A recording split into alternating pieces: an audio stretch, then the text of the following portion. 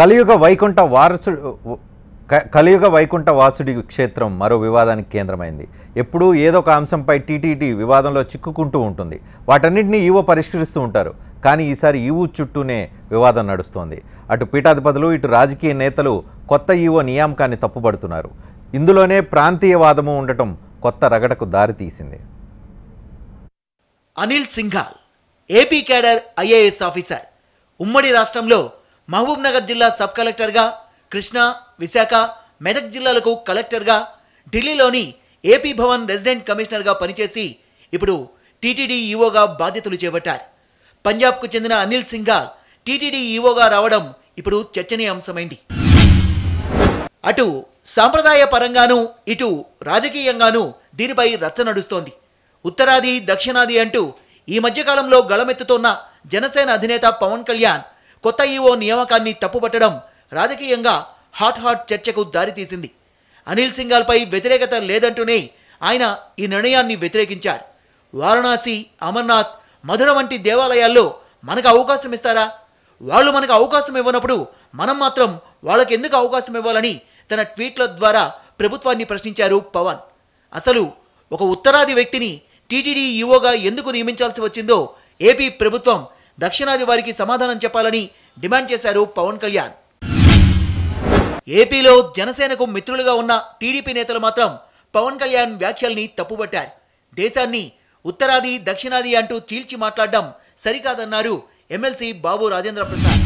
మరి ఎందుకు పవన్ కళ్యాణ్ గారు ఎవరు ఆయనకి తప్పుడు సలహాలు ఇస్తున్నారో కానీ అది చాలా విచారకరం. దేశాన్ని చీల్చి దేశాన్ని వెడగొట్టి మాట్లాడటం సమంజసంగా అనిపించదు. మరోవైపు శారదా పీఠాధిపతి స్వరూపానంద కూడా ప్రభుత్వ నిర్ణయాన్ని తప్పుబట్టారు. బ్రిటిష్ కాలం నుంచి తెలుగువారికే ప్రాధాన్యత ఉన్న తిరుమల తిరుపతి దేవస్థానంలో ఆగమశాస్త్రాలు తెలియని వారిని ఎలా నియమిస్తారని ప్రశ్నిస్తున్నారు. అయితే ఈవోకు ఆగమశాస్త్రాలు తెలియడానికి సంబంధం ఏంటని ప్రశ్నిస్తున్నారు టీటీడీ బోర్డు మాజీ సభ్యుడు భానుప్రకాష్ రెడ్డి. చట్టాల్లోనూ దీనిపై స్పష్టత ఉందంటున్నారు ఆయన. అర్చక, పాచక, పరిచారక అత్యున్నతమైన విధానాలతో కూడుకున్నది, 21 కులాల వృత్తులతో కూడుకున్నది. ఇప్పుడు తెలుగు రాని వాడు ఎవరినో ఆశ్రయించి వాడి ద్వారా వింటే సరి అయిన అవగాహన లేక వాడు చెబుతున్నప్పుడు తప్పుడు నిర్ణయాలకు అవకాశం ఉంటుంది. దక్షిణాదుల వాళ్ళు చదువుకున్న వాళ్ళు లేరా? తెలివైన వాళ్ళు లేరా? ఇప్పుడున్న ఐఏఎస్ వాళ్ళు ఎవరు తెలివి తక్కువ వాళ్ళైనా తెలివైన వాళ్ళు కాదా? తెలివైన వాళ్ళైతే ఇంత ఆగమాలు సంప్రదాయాలతో కూడుకున్న ఇంత దేవాలయ వ్యవస్థని ఆగమాలు సంప్రదాయాలు తెలియని ఒక వ్యక్తికి అప్పచెప్పడం అనేది ఎంతవరకు సబబు? చాలా భక్తి ఎక్కువ, గుండు కొట్టించుకుంటాడు, 2 నెలకు ఒకసారి గుడికి వస్తారని చూపిస్తున్నారు. అంటే భక్తి ఉన్నవాడు ప్రతి ఒక్కరికి ఈవోని చైర్మన్ చేస్తే నువ్వు ఎంతమందిని చైర్మన్ చేయడానికి ఎన్ని రోజు వారానికి ఒకసారి గుండు కొట్టించుకునే వాళ్ళు ఉన్నారు. కొందరు పెద్ద మనుషులేమో వచ్చినట్టు ఈవోకి ఆగమాలు తెలియదంటారు, వారు తెలుగు వారు కాదు, తెలుగు తెలియదంటారు. అయ్యా స్వామి, మీరంటే మాకు గౌరవం ఉంది, ఆగమాలుతో ఏం సంబంధం అండి? ఇక్కడ వచ్చినట్టు ఎగ్జిక్యూటివ్ ఆఫీసర్ అడ్మినిస్ట్రేటివ్ వ్యవహారాలు మాత్రమే చూస్తారు, ఆలయ వ్యవహారాలు పర్యవేక్షిస్తారంతే.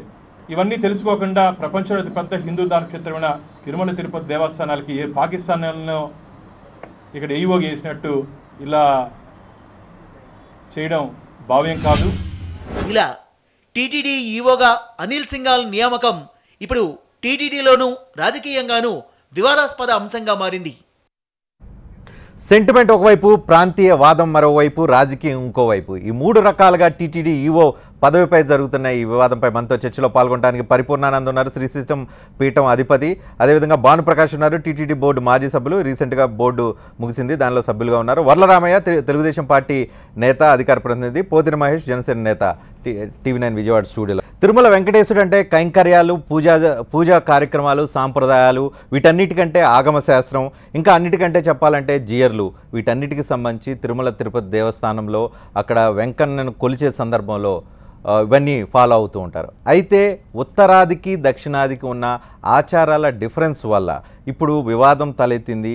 ఉత్తరాదికి చెందిన వ్యక్తి ఈవోగా పనికిరాడు అని అంటూ ఒక పెద్ద వివాదం తెరలేస్తుంది. ఈ అంశం మీద మనతో చర్చలో పాల్గొనడానికి పరిపూర్ణానంద శ్రీశైలం పీఠ అధిపతి మనతో లైవ్లో అందుబాటులో ఉన్నారు. భానుప్రకాష్ ఉన్నారు, టీటీడీ మాజీ బోర్డు సభ్యులు. వల్లరామయ్య తెలుగుదేశం పార్టీ అధికార ప్రతినిధి, పోతిన మహేష్ జనసేన నేత మనతో ఉన్నారు. సెంటిమెంటు, ప్రాంతీయవాదం, రాజకీయం ఈ మూడు మిక్స్ అయ్యి వివాదం చెలరేగిన ఈ అంశంపై చర్చను కంటిన్యూ చేద్దాం. పరిపూర్ణానంద్ గారు, మొదటగా మీతోనే ప్రారంభిస్తాను. ఉత్తరాది వ్యక్తి ఉండటం అపచారమా? ఉత్తరాది వ్యక్తి ఉంటే పూజలు సక్రమంగా జరగవా? ఉత్తరాది వ్యక్తి ఉంటే వెంకన్నని కొలిచే తీరులో ఇతర పద్ధతుల్లో మార్పు ఉండే అవకాశం ఉందా? రజనీకాంత్ గారు, మొట్టమొదట కొంత సమయం నాకు ఇంటరప్షన్ లేకుండా ఇస్తే కొంత అవగాహన నాకు కలిగి ఉన్నటువంటి కొన్ని అంశాలను మీ ముందు ఉంచుతాను. TV9 ద్వారా అందరికీ అర్థమవుతుంది. దాని మీద ఏమన్నా మనం తర్వాత చర్చించాలి. బేసిక్గా ఉత్తరాది వ్యక్తి ఇక్కడ ఈవోగా రావడం పొరపాటు అంటే, ఇక్కడ ఉన్నటువంటి వెంకటేశ్వర స్వామి ఆలయాన్ని ఉత్తరాది రాష్ట్రాల్లో నిర్మించడం కూడా పొరపాటే అవుతుంది అప్పుడు. కాబట్టి వెంకటేశ్వర స్వామి ఉత్తరాదికి సంబంధించిన వాడే, దక్షిణాదికి సంబంధించిన వాడే. కాబట్టి అక్కడ పని చేయాలనుకున్నటువంటి సిబ్బందులు ఎవరైనా సరే, ఈవో అవ్వచ్చు లేకపోతే ఇంకోటి అవ్వచ్చు, ఏదైనా సరే ఉత్తర దక్షిణాలు అనేటువంటి అంశాలతో ఇక్కడ ప్రమేయం కాదు. బేసిక్గా ఇక్కడ ఉన్నటువంటి ప్రశ్న ఒకటి ఉంది, కీలకమైన ప్రశ్న, అది నేను తర్వాత చెప్తాను. గతంలో ఎన్నో ప్రభుత్వాలు ఇక్కడ బోర్డు నిర్వహణ జరిపినప్పుడు చైర్మన్ని వేయాలంటే ఢిల్లీలో హైకమాండ్ వాళ్ళు ఎవరిని చైర్మన్గా పెడితే ఇక్కడ వాళ్ళు చైర్మన్గా ఉన్నారు. అప్పుడు హైకమాండ్ వాళ్ళు అప్పుడు నిర్ణయించినప్పుడు చైర్మన్గా అక్కడ కంటిన్యూ అయ్యారు కదా మరి. కాబట్టి అక్కడ ఉత్తరాది వాళ్ళు నిర్ణయించిన వాళ్ళు చైర్మన్లు అయ్యారు. ఉత్తరాది వాళ్ళ ప్రమేయంతో ఇక్కడ టీటీడీ వ్యవస్థ అంతా నడిచింది. మాకు హిందూ ధర్మ ప్రచార పరిషత్ అనేటువంటి ఒక సమితి, అక్కడ సాధువులందరూ కలిపి మీటింగ్ పెట్టుకుంటే ఢిల్లీ నుంచి ఒక ఫోన్ వచ్చిందని మా మొత్తం పరిషత్తుని మీటింగ్ని ఆపిపారేశారు అర్ధాంతరంగా. ఎందుకనంటే ఢిల్లీ నుంచి కాల్ వచ్చింది, ఇంకా మీరెవరు స్వామీజీలు ఇక్కడ మీటింగ్ పెట్టడానికి లేదు ఇక్కడ తిరుపతిలో అని ఆపేశారు. మా అందరికీ ఇన్ఫర్మేషన్ ఇచ్చారు, అంతా మేము టికెట్లన్నీ బుక్ చేసుకున్నాం. PVRK ప్రసాద్ గారి నేతృత్వంలో జరగాల్సిన సభ మొత్తం తీసిపారేశారు. కాబట్టి ఎప్పుడు ఉత్తరాది చొరవ, దక్షిణాది చొరవ అనేటువంటివి ఎప్పుడు అన్ని చొరవలు అన్నింటిలో జరుగుతూ ఉన్నాయి. పరిపూర్ణానంద్ గారు, మా అందరికంటే కొంచెం మీకు ఈ పూజలకు సంబంధించి కావచ్చు, వీటన్నిటిలో మా అందరికంటే మీకు కొంత అవగాహన ఎక్కువ ఉందని భావిస్తున్నాం. మీరు స్పష్టంగా చెప్పండి, ఉత్తరాదికి దక్షిణాదికి మధ్య కొలిచే విధానంలో కావచ్చు, పూజ చేసే విధానంలో కావచ్చు, ఇతరత్ర వీటిలో డిఫరెన్స్ ఉందా లేదా? ఉత్తరాదికి సంబంధించిన వ్యక్తి పరిపాలనా అధికారిగా ఉండటం వల్ల కాదు, డే టు డే యాక్టివిటీస్లో కొంత డిఫరెన్స్ ఉంటే వచ్చే మాట వాస్తవా కాదా? కాదండి, ఒక్క చిన్న విషయం. అందుకనే మన తిరుమల తిరుపతి దేవస్థానాన్ని చూస్తే ఇంతవరకు దాని యొక్క చరిత్ర కొంతకాలంగా చూస్తే మొట్టమొదట హిందువులు రాజులు పరిపాలించారు. తర్వాత నవాబులు దీన్ని వాళ్ళ హస్తగతం చేసుకుని దాన్ని వాళ్ళు పరిపాలించారు. ఆ తర్వాత ఈస్ట్ ఇండియా కంపెనీ చేతికి వెళ్ళింది. ఆ తర్వాత హాతీరామ్జీ మఠ్ చేతికి వచ్చింది. మీరు గమనిస్తే హాతీరామ్జీ మఠ్ వాళ్ళందరూ కూడా నిర్వాహకులు అందరూ కూడా ఉత్తరాది వాళ్ళే. హాతీరామ్జీ మఠ్ వాళ్ళందరూ కూడా ఉత్తరాది వాళ్ళే. ఆ తర్వాత మెల్లగా అది ఎక్కడికి వచ్చిందంటే బ్రిటిష్ వాళ్ళ యొక్క వ్యవస్థలో నడిచినటువంటి మద్రాస్ ప్రెసిడెన్సీ తరపున దానికి నియామకాలన్నీ జరుగుతూ వచ్చాయి.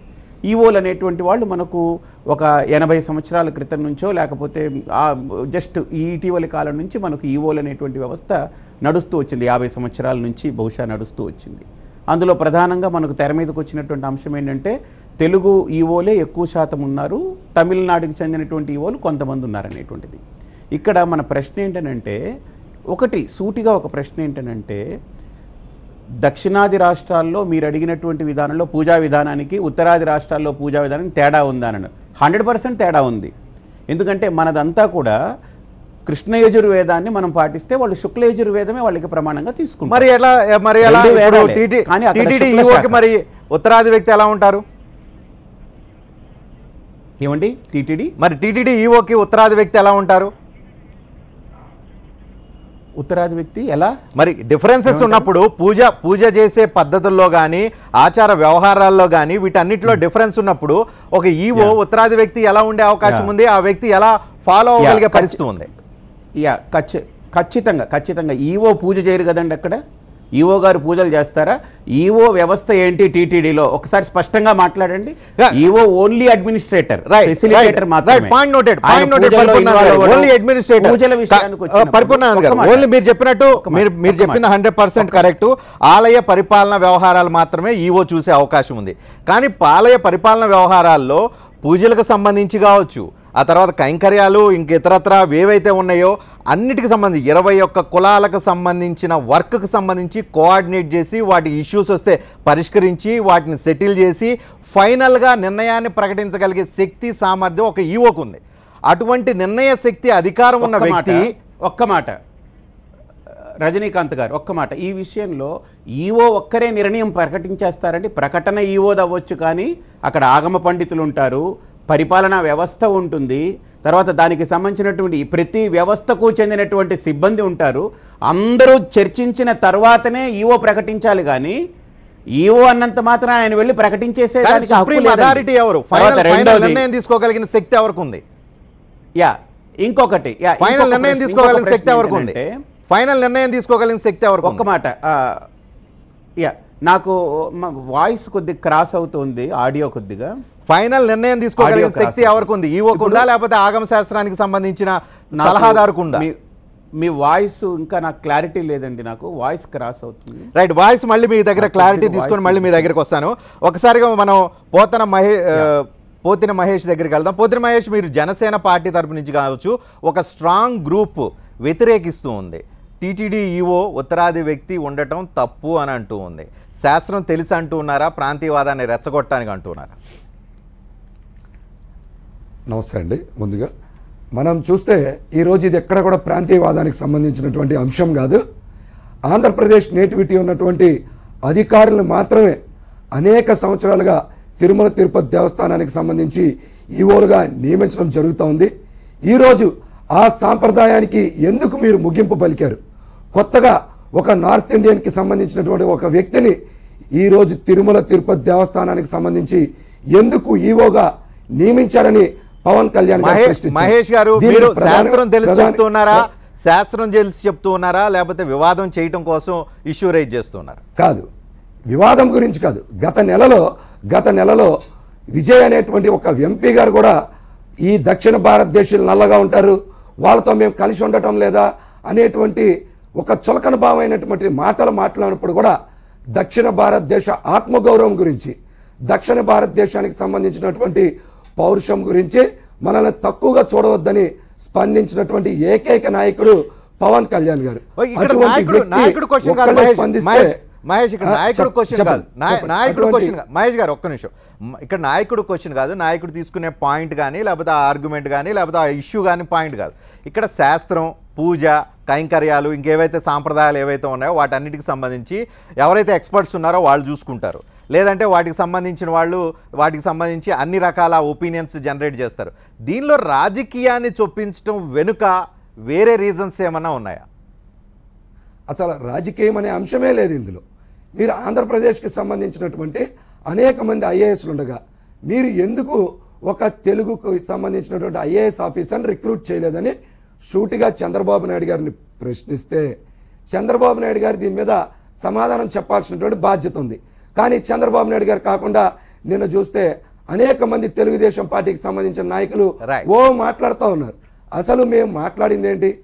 ఉత్తర దక్షిణ భారతదేశాలకు సంబంధించిన అంశం గురించి కాదు, తిరుమల తిరుపతి దేవస్థానానికి సంబంధించి ఒక ఈఓని దక్షిణ భారతదేశీయుడికో లేకపోతే తెలుగు ఐఏఎస్ క్యాడర్కో ఎందుకు ఇవ్వలేదని మేము ప్రశ్నించాం. దాంట్లో తప్పే ఉంది? అందులో రాజకీయం ఏమైనా ఉందా? ప్రాంతీయ విభేదాలు సృష్టించేటువంటి మాటలు ఏమైనా ఉన్నాయా? మేమేమన్నా ఉత్తర భారతదేశానికి సంబంధించిన ఎంపీలాగా నల్లోళ్ళు ఉన్నారా, తెల్లోళ్ళు ఉన్నారా, లేకపోతే వాళ్ళతో మేము సమానంగా కూర్చుంటున్నామా? ఇలాంటి మాటలు మాట్లాడాము మేమేమన్నా? మేము మాట్లాడిన దానికి ఎందుకు మీరు నియమించారు? భాషరా అనేటువంటి వ్యక్తికి భక్తులు ఏ విధంగా బాధలు చెప్పుకుంటారు? పూజలు సక్రమంగా జరిగేటువంటి పరిస్థితి ఉండదు. అర్చకులకి, పాలక వర్గానికి లేకపోతే ఈఓకి మధ్య విభేదాలు వచ్చేటువంటి అంశం ఎక్కువగా ఉంది కాబట్టినే ఈ ప్రశ్నలు లేవనెత్తడం జరిగింది. వరలరామయ్య గారు, రాజకీయ అంశమో దీంట్లో రాజకీయ అంశం ఎక్కడ కూడా లేదని తెలియజేస్తా ఉన్నాను. వరలరామయ్య గారు, మీకు క్వశ్చన్ వేసే ముందుగా ఒక చిన్న పాయింట్ చెప్తాను. టీటీడీ చరిత్రలో సమూల మార్పులు, విప్లవాత్మక మార్పులు తీసుకొచ్చింది. తెలుగుదేశం ప్రభుత్వం అధికారంలో ఎన్టీ రామారావు ముఖ్యమంత్రిగా ఉన్న సందర్భంలో ప్రక్షాళన చేశారు. మిరాసీ వ్యవస్థను రద్దు చేశారు. చాలా కీలకమైన సంచలనాత్మక నిర్ణయం. మహాద్వార దర్శనం రద్దు చేశారు, ఎవరు పడితే వాళ్ళ వెళ్లకుండా. క్యూ లైన్ సిస్టమ్ డెవలప్ చేశారు. విద్యా వైద్యానికి సంబంధించిన ఒక ప్రత్యేకమైన అవకాశాలు అక్కడ కల్పించే ప్రయత్నం చేశారు. ఎన్టీ రామారావు హయాంలో అన్నదానం స్టార్ట్ చేశారు. ఇలాంటి గొప్ప గొప్ప నిర్ణయాలు తెలుగుదేశం పార్టీ ప్రభుత్వం అధికారంలో ఉన్నప్పుడు తీసుకున్న చరిత్ర, ట్రాక్ రికార్డు ఉన్న తెలుగుదేశం అధికారంలో ఉన్న తెలుగుదేశం ప్రభుత్వం ఇప్పుడు ఇలాంటి వివాదాస్పదమైన అంశాన్ని ఎందుకు తెర మీదకు తీసుకొచ్చింది? 24 మంది సౌత్ ఇండియాకు సంబంధించిన లేకపోతే తెలుగుకు సంబంధించిన వాళ్ళ ఈవోలు ఉండగా, ఇప్పటి వరకు సిస్టమ్ నడుస్తుండగా దాన్ని బ్రేక్ చేసి ఎందుకు కొత్త సాంప్రదాయానికి తెలుగుదేశం ప్రభుత్వం తెరదీసింది? రజనీకాంత్ గారు, మీకు అక్కడ ఉన్న పెద్దలందరికీ, పరిపూర్ణానంద స్వామి గారికి అందరికీ నమస్కారం అండి. వివాదాస్పదమైన ఉత్తర్వులు కాదండి ఇది.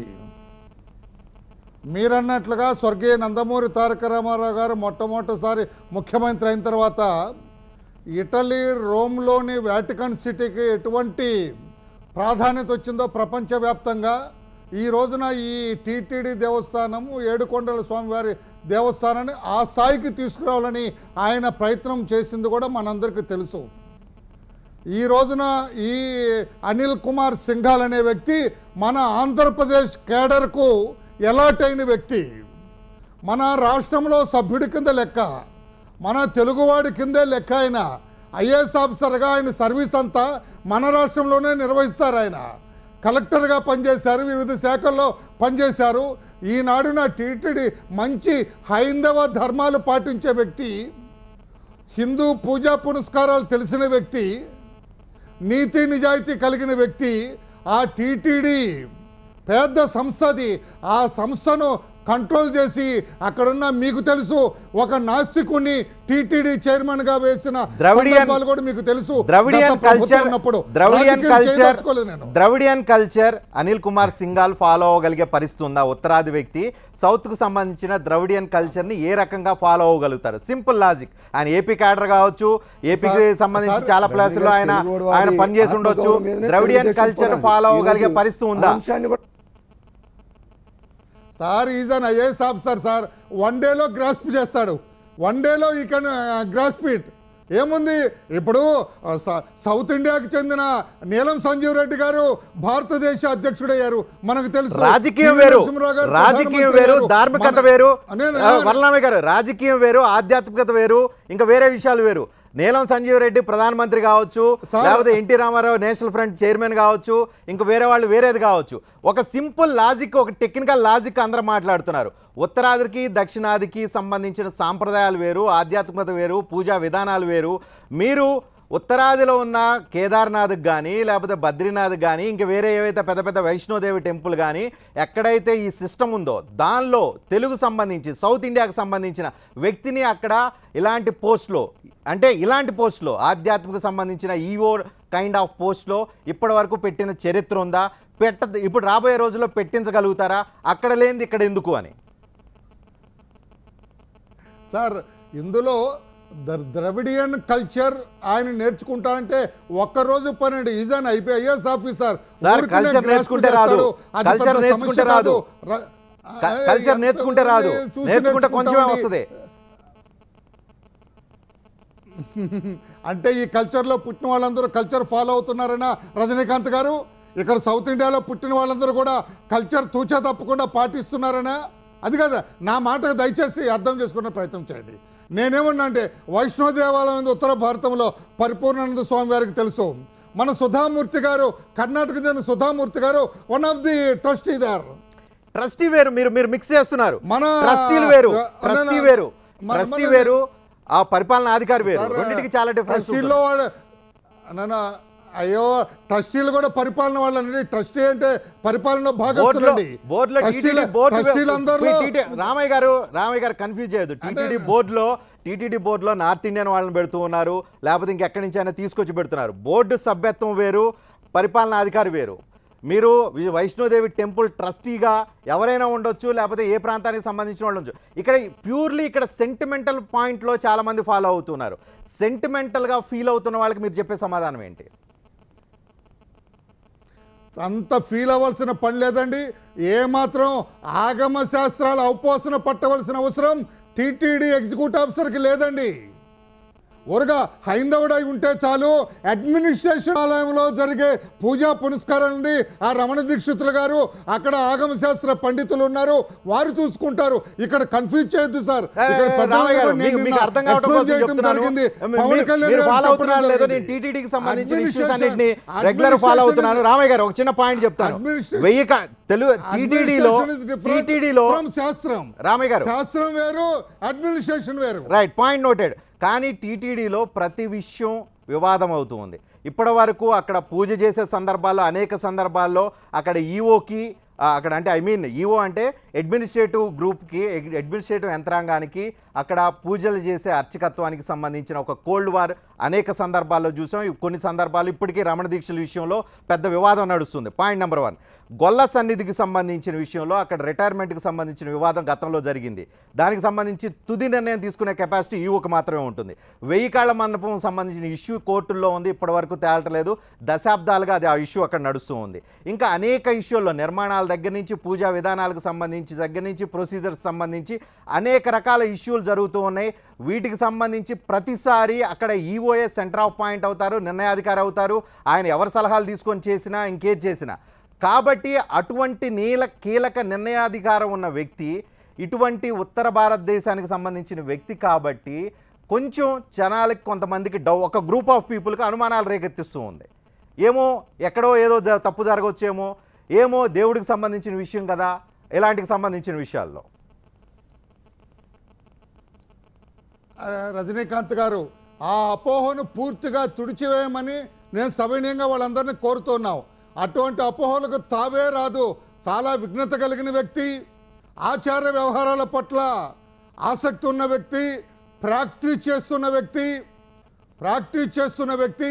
అటువంటి వ్యక్తి ఎగ్జిక్యూటివ్ ఆఫీసర్గా ఉంటే ఇంకా స్వామివారి ప్రభ పెరుగుతుంది కానీ తరిగే అవకాశమే లేదండి. అటువంటిప్పుడు ఇప్పటి వరకు 24 మంది ఐఏఎస్ అధికారులు పరిపాలనాధికారులుగా ఉంటే 24 మందిలో ఇప్పటి వరకు నియమించింది ఇప్పుడు మాత్రమే ఎందుకు నియామకం చేశారు అని అంటే ఏం సమాధానం చెప్తారు? ఎందుకు వేయకూడదని నేను అడుగుతున్నా, మీరేమేం సమాధానం చెప్తారు? 24 మందిని ఎందుకు వేయలేదు? నార్త్ ఇండియన్ ఎందుకు వేయకూడదు? 24 సార్లు ఎందుకు వేయలేదు? ఇప్పుడు వేశారు కదా అంటున్నా, దానికేం సమాధానం చెబుతారు? నార్త్ ఇండియన్ వేయకూడదనే ఉంది. నార్త్ ఇండియన్ వేయకూడదని ఎక్కడ ఉందా? Is there any hard and fast rule for this? ఏమి లేదు కదా. అంతకుముందు తెలుగు వాళ్ళే ఉన్నారు కాబట్టి తెలుగు వాళ్ళే ఉండాలని ఎక్కడన్నా ఉందా? ఏం లేదండి. ఈ రూల్స్ ఎక్కడా లేదు. రజనీకాంత్ గారు ఆలోచించి ఆచి తూచి వేశారు. ఇక్కడ ఇంపార్టెంట్ పాయింట్ రైజ్ చేశారు. 24 మంది ఇప్పటి వరకు నార్త్ ఇండియన్ ఉండకూడదని ఎక్కడ లేదండి. రైట్, నార్త్ ఇండియన్ ఉండకూడదు. ఇప్పటి వరకు ఉన్న సాంప్రదాయాన్ని ఎందుకు ఫాలో అవ్వాలి? కొత్త తరహాలో నార్త్ ఇండియన్ ఎందుకు నియామకం చేయకూడదు? ఇది తెలుగుదేశం పార్టీ ప్రశ్న. వల్లరామయ్య అంటున్నారు, ఏ చట్టంలో చెప్పారు ఉత్తరాది వ్యక్తిని ఈవోగా వేయకూడదని? అయితే చట్టమా సాంప్రదాయమా? ఇప్పుడు ఈ అంశం మీద చర్చను కంటిన్యూ చేద్దాం. భానుప్రకాష్ టీటీడీ బోర్డు మాజీ సభ్యుడు, అదేవిధంగా పరిపూర్ణానందతో. భానుప్రకాష్ గారు, చట్టమా సాంప్రదాయం అనే పాయింట్ వస్తే దేనికి విలువ ఇవ్వాల్సిన అవసరం కనిపిస్తుంది? దట్టు ఎస్పెషల్లీ టీడీటీ సంబంధించిన విషయాల్లో. నేను ఒకటే అడుగుతున్నానండి. ఈరోజు ప్రపంచంలోనే అతి పెద్ద హిందూ ధర్మక్షేత్రమైన తిరుమల తిరుపతి దేవస్థానాల్లో ఇప్పటి వరకు పనిచేసినటువంటి ఐఏఎస్ ఆఫీసర్లు కానీ అంటే ఈవోలు, నేను చట్టమా ధర్మమా, చట్టమా సాంప్రదాయమా చెప్పేదేనండి. వీళ్ళెవరు ఆగమ శాస్త్రం నేర్చుకొని చదువుకొని రారండి. ఇక్కడ వచ్చిన తరువాత మాకు ఆగమ పద్ధతిలో ఇక్కడ కైక్యరాలు జరుగుతాయి. దాన్ని పర్యవేక్షించేదానికి మాకు పెద్ద జీయర్ స్వామి, చిన్న జీయర్ స్వామి ఉంటారు. వారి పర్యవేక్షణలో ఇది జరుగుతాయి. కాబట్టి ఆగమాలు తెలుసుకొని రావాల్సిన అవసరం లేదండి. ఇక్కడ వచ్చినాక దాని గురించి అధ్యయనం చేస్తే సరిపోద్ది. ఇప్పటి వరకు పనిచేసినటువంటి కన్వీనెంట్ థియరీ చెప్తారు భానుప్రకాష్ గారు. కన్వీనెంట్ థియరీ చెప్తారు. ఉత్తరాది వ్యక్తిని వేస్తే వచ్చి చదువుకోవచ్చు, ట్రాన్స్లేట్ చేయించుకోవచ్చు చెప్తారు. వేయకూడదని అంటే 190 కారణాలు చెప్తారు. కన్వీనెంట్ గా ఎవరికి వాళ్ళు సంబంధించిన వ్యక్తి ఐఏఎస్ అధికారి. ఈ రోజు అనిల్ కుమార్ సింఘాల్ గారు ఏపీ కార్యకు సంబంధించిన వ్యక్తి. ఈ రోజు ఇంతకుముందు నాతో మహేష్ గారు అడిగినారు వారికి భాష రాదని. అయ్యా మహేష్ గారు వారు చిత్తూరు జిల్లాలో జాయింట్ కలెక్టర్గా, మెదక్లో, అనంతపురం జిల్లాలో కలెక్టర్గా పనిచేసిన అనుభవం ఉంది. ఒక ఐఏఎస్ అధికారి ఏ ప్రాంతానికన్నా వారు కానీ పోస్టింగ్ అని అంటే ఏ రాష్ట్రానికైనా పోస్టింగ్ చేస్తే భానుప్రకాష్ గారు స్థానిక మీరు టీటీడీ బోర్డు మెంబర్గా పనిచేశారు. భానుప్రకాష్ గారు మీరు టీటీడీ బోర్డు మెంబర్గా చేశారు. తెలుగు రాదు మీకు భాష రాదని చెప్పి అబద్ధాలు చెప్తారండి. అది పక్కన పెట్టండి. మీరు టీటీడీ బోర్డు మెంబర్గా చేశారు. మీరు చెప్పండి, చట్టం సాంప్రదాయంలో రెండిట్లో దేనికి ఎక్కువ విలువ ఇవ్వాల్సిన అవసరం ఉంది? తిరుమలలో ఎక్కువ విలువిస్తారు. చట్టంతో పాటు సాంప్రదాయాలు కూడా విలువియాల్సిన సాంప్రదాయం ఏం చెప్తుంది? సాంప్రదాయం ఏం చెప్తుంది? సాంప్రదాయం ఏం చెప్తుంది? నేను మిమ్మల్ని ఒకటి అడుగుతున్నా, సాంప్రదాయం ఏం చెప్తుంది? సాంప్రదాయం ఏం చెప్తుందండి? సాంప్రదాయం ఎవరినైనా ఏచని చెప్తుందండి. సాంప్రదాయం ఎవరినైనా ఏచని చెప్తుంది. హిందువులు వెయ్యాలని ఉంది. హిందువులు వెయ్యాలని ఉంది. హిందూ కదా అనిల్ కుమార్ సింగ్ గారు? హిందూ కదా? రైట్. సాంప్రదాయం ఎవరినైనా ఏచని అని చెప్తుంది. డ్యూటీస్ ఏమి? రైట్. హిందూ అయితే చాలు, ఏపీ కార్డుకి సంబంధించిన ఐఏఎస్ అధికారులు నియమించాలని చెప్పి ఈ మనకి బుక్లెట్ దీంట్లో ఉందండి, క్లియర్ కట్ ఉంది. ఈ చట్టం లోపడే ఈరోజు చట్టం అది సాంప్రదాయం. 24 మంది ఈవోలు వేయటం అనేది సాంప్రదాయం. ఒక సాంప్రదాయాన్ని కొనసాగించడం, ఆ సాంప్రదాయం బ్రేక్ అవటం అనేది ఇక్కడ పాయింట్. సాంప్రదాయం ఎక్కడ బ్రేక్ కాదని నేను చెప్తున్నా. అనిల్ కుమార్ సింఘాల్ గారు ఏపీ క్యాడర్కి సంబంధించిన ఒక ఐఏఎస్ అధికారి. ఆ కార్డు దానికి లోబడి ఈరోజు రాష్ట్ర ప్రభుత్వం నియమించింది. వచ్చినటువంటి అధికారులందరూ ఏపీ క్యాడర్ ఆఫీసర్ అని అంటున్నారు. ఆయన గత 5 సంవత్సరాలు 5 నుంచి 7 సంవత్సరాలు నాకు తెలిసి 5 నుంచి 7 సంవత్సరాలుగా ఉత్తర భారతదేశంలో డిప్యుటేషన్ మీద పనిచేస్తున్నారు. సరే, అది వేరే టాపిక్, వదిలేసేయండి.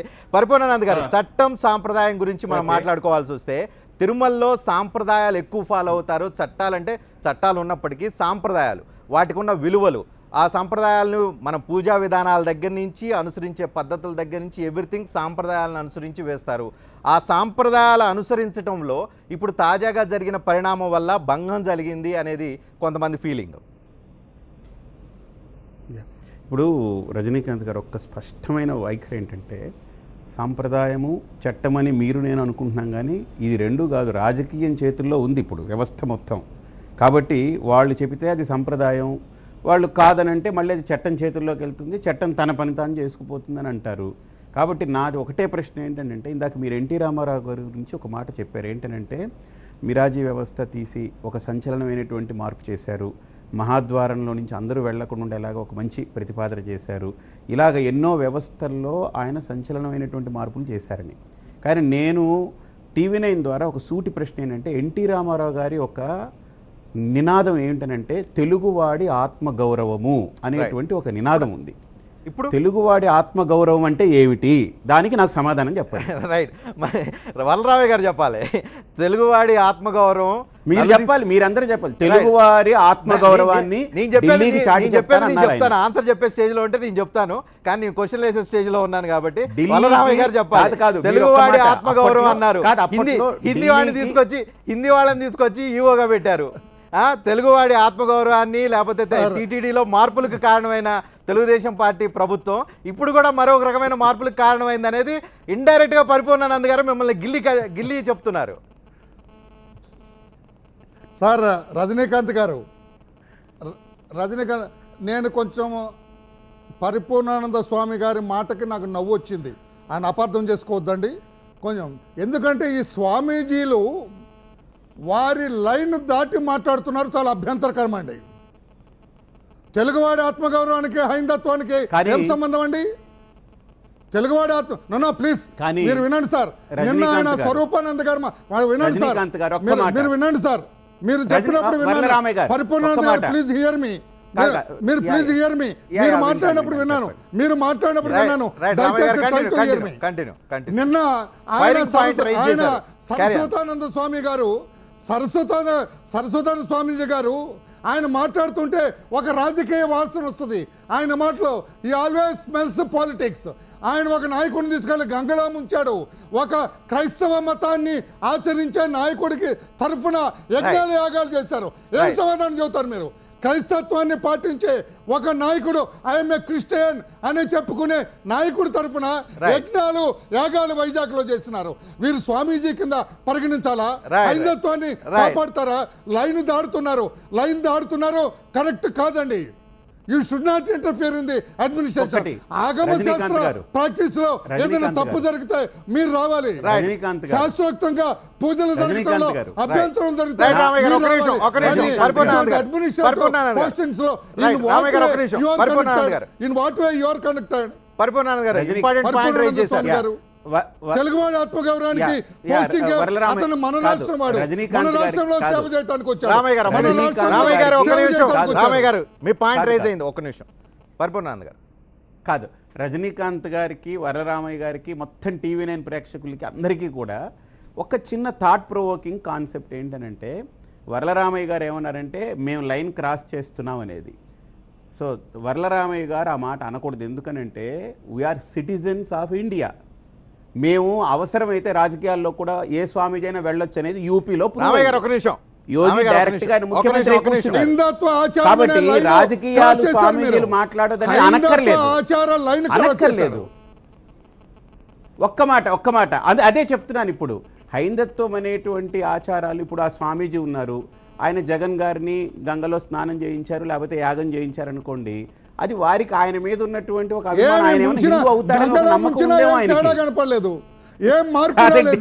రామయ్య గారు ఆయన భవిష్యత్తులో హిందూగా మారొచ్చేమో అని ఆయనకి నమ్మకం ఉండదు. ఎందుకు అలా కొట్టిపారేస్తారు?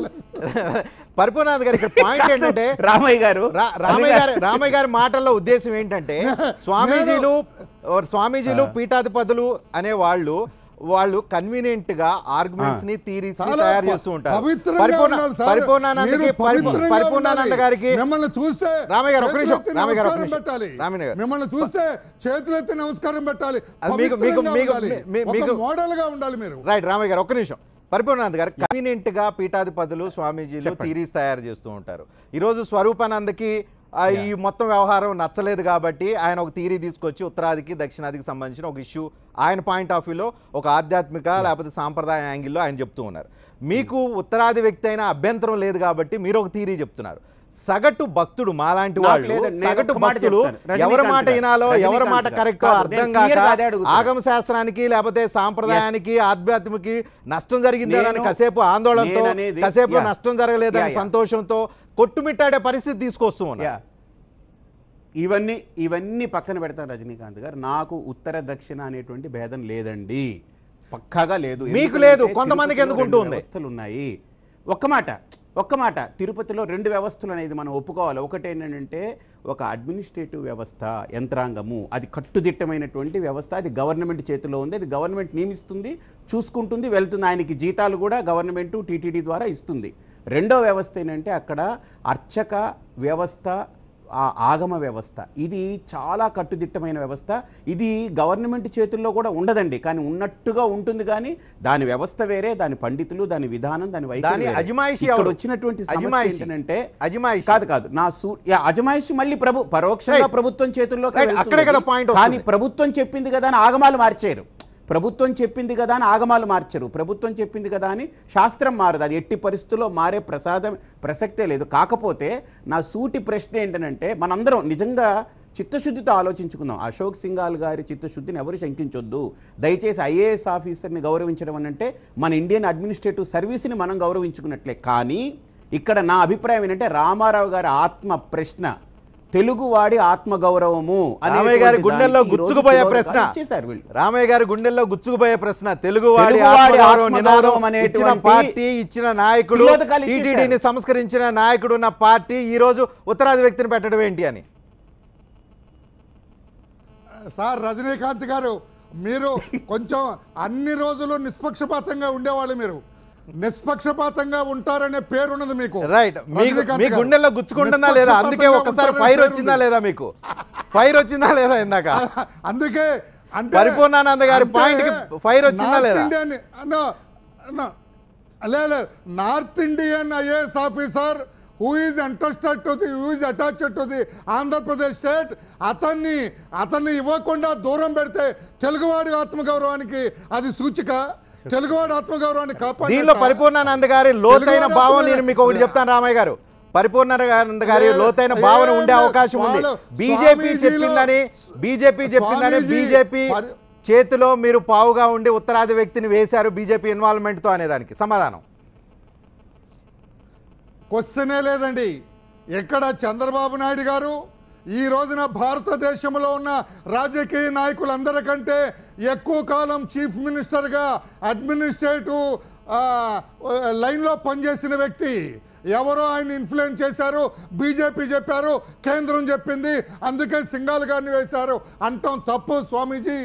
ఆయన ఆలోచించి ఇతనికి హైందత్వం మీద ఎక్కువ మక్కువ ఉంది, ఆచార వ్యవహారాలు తెలుసు, ఇతనైతే టీటీడీని తీర్చిదిద్దగలడు, స్వామి వారికి ఇబ్బందులు లేకుండా చూడగలరని ఆయన వేయటం జరిగింది. స్వామీజీ భానుప్రకాష్ గారు మీరు చెప్పండి.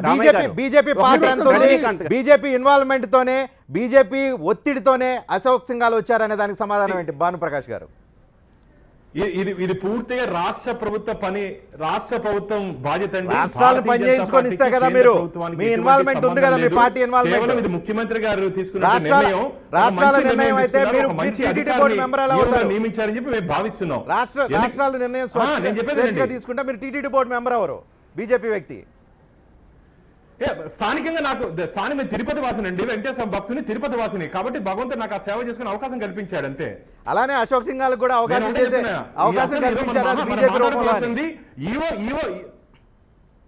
అన్న రజనీకాంత్ అన్న, ఈరోజు మనం మాట్లాడుకోవాల్సింది ఈవో గారి డ్యూటీస్ ఏమి, టీటీడీలో ఈవో గారి డ్యూటీస్ ఏమి, వచ్చిన తర్వాత అడ్మినిస్ట్రేషన్ వ్యవహారం మాత్రం వారు చూస్తారు అంతే. పూజా విధానాలు ఇవన్నీ మాకు జిఏలు వ్యవస్థ ఉంది, వారు చూసుకుంటారు. కాబట్టి దానికి దీనికి పోల్చి మనం మాట్లాడుకోవడం మంచిది కాదు. ముఖ్యంగా ఈవో గారి డ్యూటీస్ ఏమంటే, ఇంతకుముందు మీరు చెప్పారు వివాదాస్పదమైన వెయ్యికాల మండపం కానీ, గొల్ల సన్నిధికి సంబంధించి కావచ్చు, మన గొల్ల స్వామికి ఎక్స్టెన్షన్ కానీ, ఇవన్నీ మా బోర్డులో వస్తుందండి. ఈవో వ్యక్తిగతంగా ఏ నిర్ణయం తీసుకోరు, ఈవో గారు వ్యక్తిగతంగా ఏ నిర్ణయం తీసుకోరు. ఈవో ఏ నిర్ణయాలు తీసుకోకపోతే ఉత్సవ విగ్రహం ఈవో కూర్చొని అక్కడ నిర్ణయం తీసుకున్న భానుప్రకాష్ గారు, ఈవో ఏ నిర్ణయాలు తీసుకోకపోతే, ఈవోకి ఏం పవర్ లేకపోతే ఈవో పోస్ట్ కోసం ఎందుకు ఇంత తాపత్రయపడుతుంటారు? ఈవో పోస్ట్ చుట్టూ ఇంత వివాదం ఎందుకు? ఆయన ఏం నిర్ణయాలు తీసుకోకుండా ఉత్సవ విగ్రహం లాగా కూర్చుంటే ఆ పోస్ట్ కుంటే విలువేంటి? నేను చెప్తున్నాను వినండి సార్, నేను చెప్పేది ఏమిటంటే వ్యక్తిగతంగా ఏ నిర్ణయాలు తీసుకోరు. బోర్డులో సబ్ కమిటీస్ వేసి, సబ్ కమిటీస్ నిర్ణయాలు మళ్ళీ బోర్డులో చర్చించి బోర్డులో నిర్ణయాలు తీసుకుంటారండి. వ్యక్తిగతంగా నిర్ణయాలు అడ్మినిస్ట్రేషన్ చిన్న చిన్న వ్యవహారాలు ఏదంటే వారు ఆలోచించి ఒక సాంబశివరావు, మీకు ఒక ఎగ్జాంపుల్ చెప్తాను. భానుప్రకాష్ మీరు లోకల్ కాబట్టి తెలుసు. ఒక సాంబశివరావు టీటీడీలో ఆయన సమూల మార్పులు తీసుకొచ్చిన ఈవోల్లో ఒక వ్యక్తిగా, మంచి వ్యక్తిగా, మంచి పనులు చేసిన వ్యక్తిగా కొనియాడే పరిస్థితి కనిపిస్తుంది. ఒక ఈవో తీసుకున్న నిర్ణయం, ఈవోకి పవర్స్ ఏముండో బోర్డులోనే తీసుకున్నా, ఒక ఎల్వి సుబ్రహ్మణ్యం, ఒక పివిఎస్ఆర్కే ప్రసాద్, ఇలా చెప్పుకుంటూ పోతే చాలా మంది టీటీడీ ఈవోలుగా ఉన్నవాళ్ళు టీటీడీని ప్రక్షాళన చేయటంలో కానీ, అభివృద్ధి చేయటంలో కానీ, సామాన్య భక్తుడికి రీచ్ చేయటంలో కానీ, ఇలాంటి వాటిల్లో ఈవోల పాత్ర, వాళ్ళ నిర్ణయాలు ఖచ్చితంగా ఇన్ఫ్లుయెన్స్ చేస్తాయి. చార్జ్ తీసుకొని మనం వీరికి అవకాశం ఇస్తే కదా. 2 రోజులు నేను సింగల్ గా చార్జ్ తీసుకొని ఖచ్చితంగా అయితే నాకైతే నమ్మకం ఉంది వీరు కూడా మంచి మార్పులు తీసుకొని వస్తారని చెప్పి. ఇప్పటికే టీటీడీలో అనేక మార్పులు తావడం జరిగింది భక్తుల కోసం. గత ప్రభుత్వాలు అయితే కేవలం విఐపీస్ కోసం పనిచేస్తున్నాయి. ఈ ప్రభుత్వం వచ్చిన తర్వాత కేవలం భక్తుల కోసం, భక్తులకు ప్రాధాన్యత ఇస్తూ ఈ బోర్డు పనిచేసింది. అలాగే ఎగ్జిక్యూటివ్ ఆఫీసర్ కూడా అదే విధంగా పనిచేశారు. వచ్చినట్టు అధికారి కూడా వారి అనుభవం కూడా మీకు తెలుసుకోవడం జరిగింది. చాలా మంచి అనుభవం ఉంది, మంచి పేరుంది, మంచి పరిపాలన దక్షుడికి పేరుంది. అలాగే టీటీడీలో కూడా మంచి సంస్కారం తీసుకొని రాగాలని చెప్పి మేము ఆశిస్తున్నాం. మీరు ప్రకాష్ గారు మీరు చెప్పండి, పవన్ కళ్యాణ్ చేస్తున్న కామెంట్స్ కానీ, ఉత్తర దక్షిణకు సంబంధించిన సాంప్రదాయాలు వీటన్నిటికి సంబంధించి కావచ్చు, వీటి స్వరూపానంద చేసిన కామెంట్స్ కాబట్టి వీటిని ఏమనుకోవాల్సిన అవసరం కానీ ప్యూర్లీ పొలిటికల్ కామెంట్సా? అసలు నేను ఒకటే చెప్తున్నాను, ఇది అసలు దీని గురించి మాట్లాడాల్సిన అవసరం లేదు అంటున్నా. రాష్ట్ర ప్రభుత్వం చట్టానికి లోబడి ఒక నిర్ణయం తీసుకునింది. రాజకీయం ఎలా అవుతుందండి? ఏపీ కేడర్ ఒకవేళ నియమ నిబంధనలకు వ్యతిరేకంగా ఖచ్చితంగా మేము కూడా ఖండిస్తాం. నియామకం జరిగితే మేము కూడా ఖండిస్తాం. కానీ దానికి లోబడే నిర్ణయం తీసుకున్నది కదా రాష్ట్ర ప్రభుత్వం. ఎక్కడ వాళ్ళు డివేట్ అయినారు చెప్పండి. ఒక్క పాయింట్ ఎక్కడ డివేట్ అయినా నాకు చెప్పండి. రాష్ట్ర ప్రభుత్వం ఉత్తరాది వ్యక్తి 1987 ప్రకారం సెక్షన్ 106, 107 ప్రకారం రాష్ట్ర ప్రభుత్వం నిర్ణయం తీసుకునింది. దాంట్లో ఎక్కడ డీవియేషన్స్ లేదు. ఇంతకుముందు ఇన్ని సంవత్సరాలు పనిచేసినటువంటి ఈవోలు కూడా ఎవరు ఆగమ పద్ధతులు ఆగమం నేర్చుకొని రాలేదు. మహేష్ గారు, వచ్చిన తర్వాత ఇక్కడ ఫైనల్ సంబంధించిన కంక్లూడింగ్ కామెంట్ మీ వైపు నుంచి ఏముంది? మీరు మీ పార్టీ కావచ్చు, జనసేన కావచ్చు, ఎవరైతే ఉత్తరాది ఈవోని వ్యతిరేకిస్తున్న వాళ్ళందరూ కావచ్చు, వాళ్ళందరూ చాలా సంకుచిత భావంతో ఆలోచిస్తున్నారు అనే పాయింట్కి. రజనీ గారు, ఇక్కడ ఒక్క మాట చూస్తే అందరూ కూడా వీళ్ళు రాజకీయాల గురించి, వ్యక్తుల గురించి, వాళ్ళు తీసుకున్న నిర్ణయం గురించి మాట్లాడుతూ ఉన్నారు. దాంతోనే వాళ్ళందరూ కూడా డిఫెన్స్ చేస్తూ ఉన్నారు.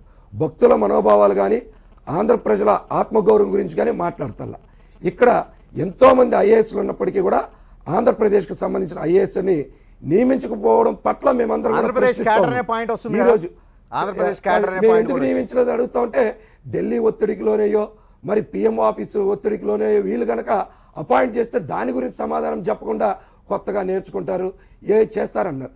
ఆచార వ్యవహారాల్ని అమలు చేయడంలో నార్త్ ఇండియా వాళ్ళకి, సౌత్ ఇండియా వాళ్ళకి చాలా తేడా ఉంది. మనం సాంప్రదాయాల్ని చాలా స్ట్రిక్ట్గా ఫాలో అవుతాం, వాళ్ళు క్రతువుని ఫాలో అవుతారు. ఈ రెండింటికి చాలా వ్యత్యాసం ఉంది. మనం లుంగి కట్టుకొని దోవతి వేసుకొని వెళ్ళేటప్పుడు రేపు వాళ్ళు వస్తే జీన్ ప్యాంట్ వేసుకొని టీ షర్ట్ వేసుకొని రమ్మంటే ఈ ఆచార వ్యవహారాలు దెబ్బతిట్టేటువంటి పరిస్థితి ఉంది. అట్లాగనే అనేకమైనటువంటి భేదాభిప్రాయాలు కూడా వచ్చేటువంటి అవకాశం ఉంది. ఇందాక నుంచి మీరు రామయ్య గారిని అనేక సార్లు అడిగిన ఆత్మగౌరవం గురించి మాట్లాడుతున్నా. ఎన్టీ రామారావు గారు పౌరుషంతో వచ్చి ఇక్కడ పార్టీ పెట్టారు. మరి ఈరోజు చంద్రబాబు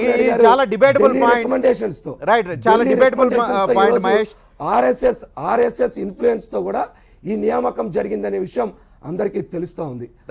ఇన్ఫ్లుయెన్స్ తో జరిగిందా, ఇంకో రీజన్ తో జరిగిందా అనేది చూడాల్సి ఉంది. ఏదైనా అనిల్ సింఘాల్ రావటం ఆయన ఈవో నియామకే అత్యంత వివాదాస్పద నియామకం అవుతుంది. ఈ నేపథ్యంలో ఆయన తీసుకునే ప్రతి నిర్ణయం మీద చాలా భూతద్దంలో పెట్టి అందరూ చూసే అవకాశం ఉంది. అయితే ఈవోగా అనిల్ కుమార్ సింఘాల్ ఎంతవరకు ఆయన కంటిన్యూ అయ్యి సక్సెస్ఫుల్గా రన్ చేస్తారు, ఈ నేపథ్యంలో ఆయన పనితీరు కూడా కొలమానం అయ్యే అవకాశం కనిపిస్తుంది. రాబోయే రోజుల్లో వివాదాలు లేకుండా టీటీడీ పరిపాలన కంటిన్యూ కావాలని, టీటీడీ వెంకటేశ్వర స్వామిని సామాన్య భక్తుడు దర్శించుకోవడానికి ఇప్పటికంటే మెరుగైన అవకాశాలు దక్కాలని కోరుకుంటూ కార్యక్రమాన్ని చూస్తూనే ఉండండి టీవీ9.